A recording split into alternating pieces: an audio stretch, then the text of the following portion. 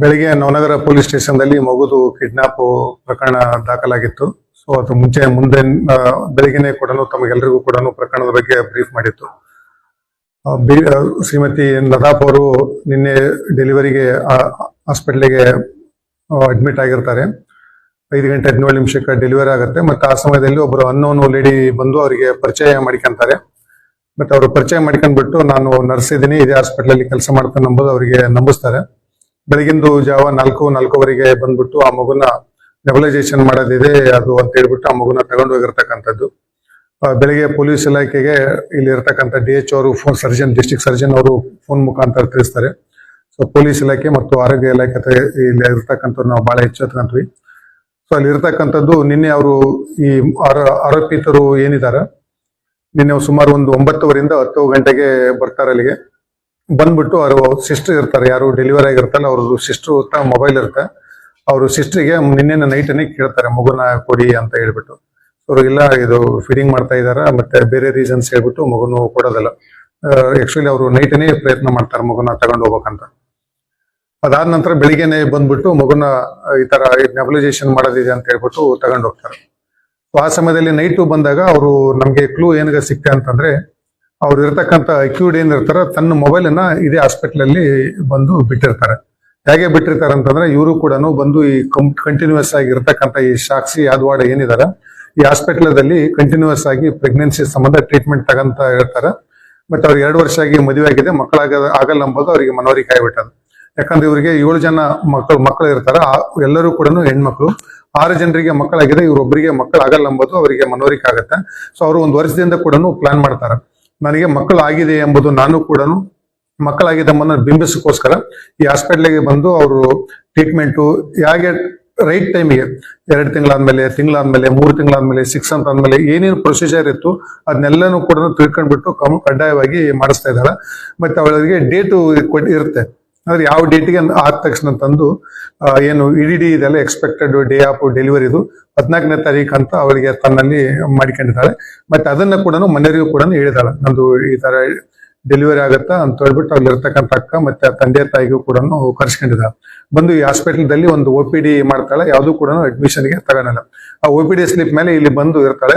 ಅವಳಿಗೆ ಯಾರು ಬರ್ತಾರೆ ಈ ಡೇಟಿಗೆ ಅಂತ ಅಂದ್ಬಿಟ್ಟು ಎಲ್ಲಿ ಡೆಲಿವರಿ ಇರತಕ್ಕಂಥದ್ದು ತುಂಬಾ ರಶ್ ಇದೆ, ಎಲ್ಲಿ ಡೆಲಿವರಿ ಆಗ್ತಾವ ಏನಂಬುದನ್ನು ಕೂಡ ಐಡೆಂಟಿಫಿಕೇಶನ್ ಮಾಡ್ತಾಳೆ. ಈ ಮಗುದು ಡೆಲಿವರಿ ಆದ ತಕ್ಷಣ ಬಂದು ಅವಳಿಗೆ ಹೋಗ್ತಾಳೆ, ಆಯ್ತಾ ಡೆಲಿವರಿ ಆಯ್ತು ಅಂತ ಹೇಳ್ಬಿಟ್ಟು. ನಂತರ ರಾತ್ರಿ 9:00 ಬಂದು ಅಲ್ಲಿ ತನ್ನ ಎಲ್ಲಿ ಹಾಸ್ಪಿಟ್ಲಿಗೆ ಕರ್ಕೊಂಡು ಬಂದಿರ್ತಾಳ ತಾಯಿ ಹತ್ರ ಮೊಬೈಲ್ ಕೊಟ್ಟು ಅವಳು ಬರ್ತಾಳೆ.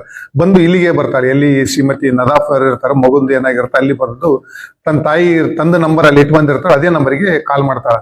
ನಾನು ಡಾಕ್ಟರ್ ರಾಥೋಡ್ ಅಂತ ಮಾತಾಡ್ತಾ ಇರ್ತಕ್ಕಂಥದ್ದು, ನಿಮ್ ಮಗಳಿಗೆ ಡೆಲಿವರಿ ಆಗಿದೆ ಅಂತ ಹೇಳ್ಬಿಟ್ಟು ಅವರಿಗೆ ನಂಬಿಸ್ತಕ್ಕಂಥ ಪ್ರಯತ್ನ ತಾನೇ ಮಾಡ್ತಾಳೆ. ಅದು 2 ಕಾಲು ಮಾಡಿರ್ತಕ್ಕಂಥ ಬೇಸ್ಡ್ ಆ ಕಾಲ್ ಮೇಲೆ ನಮ್ಗೆ ಇದು ಯಾರ್ದು ಸಸ್ಪೆಕ್ಟೆಡ್ ಕಾಲ್ ಇದೆ ಅಂತ ವೇರ್ ಮಾಡಿದಾಗ ಅದ್ರ ಲೊಕೇಶನ್ ತಂದಾಗ ಇದು ಹಾಸ್ಪಿಟಲ್ದಲ್ಲಿ ಇರುತ್ತೆ.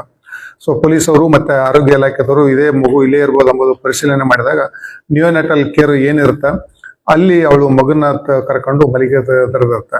ಡಾಕ್ಟರ್ ಅವರೆಲ್ಲ ಪರಿಶೀಲನೆ ಮಾಡ್ತಾರೆ, ಇವ್ರಿಗೆ ಈ ತರ ನಿನ್ನೆ ಡೆಲಿವರಿ ಆಗಿರತಕ್ಕಂಥದ್ದು ಯಾವ್ದು ರಿಪೋರ್ಟ್ ಇಲ್ಲ. ಮತ್ತೆ ಈ ಡೆಲಿವರಿ ಆದ ತಕ್ಷಣ ಇಷ್ಟು ಬೇಗನೆ ಓಡಾಡ್ತಕ್ಕಂಥದ್ದು ಸಾಧ್ಯ ಇಲ್ಲ. ಮನವರಿಕೆ ಆದ್ಮೇಲೆ ಕ್ವಶನ್ ಮಾಡಿದ ಮೇಲೆ ಅವಳು ಒಪ್ಕೊಂತಾಳಿಲ್ಲ, ನನಗೆ ಮಕ್ಕಳಾಗಿದ್ದಿಲ್ಲ. ಸೊ ಮಕ್ಕಳಾದ ತಕ್ಷಣ ನಾನು ಕೂಡ ನಾನು 6 ಜನ ಅಕ್ಕಂದಿರಿಗೆ ಎಲ್ರಿಗೂ ಮಗು ಆಗಿದೆ, ನನಗೂ ಕೂಡ ಮಗು ಆಗೋ ಉದ್ದೇಶದಿಂದ ಈ ತರ ನಾನು ಮಾಡಿದ್ದೀನಿ ಅಂತ ಹೇಳ್ಬಿಟ್ಟು ಒಪ್ಕೊಂಡಿದ್ದಾಳೆ. ಮತ್ತೆ ಇನ್ನು ಅವ್ರದ್ದು ಇರತಕ್ಕಂಥ ಅಕ್ಕ ಮತ್ತೆ ತಂದೆ ತಾಯಿದು ಏನಾದ್ರೂ ಇದರಲ್ಲಿ ರೋಲ್ ಇದೆ ಅನ್ನೋದು ನಾವು ತನಿಖೆ ಮಾಡ್ತಾ ಇದ್ವಿ. ಈಗ ಮಗುನು ಕೂಡ ನಾವು ವಾಪಸ್ ಅವರಿಗೆ ತಾಯಿಗೆ ಕೊಟ್ಟಾಗಿದೆ. ಮತ್ತೆ ಮುಂದಿಂದು ಏನು ಕಾನೂನು ಕ್ರಮ ಇದೆ ಆ ಕಾನೂನು ಕ್ರಮನ ಮಾಡ್ತೀವಿ.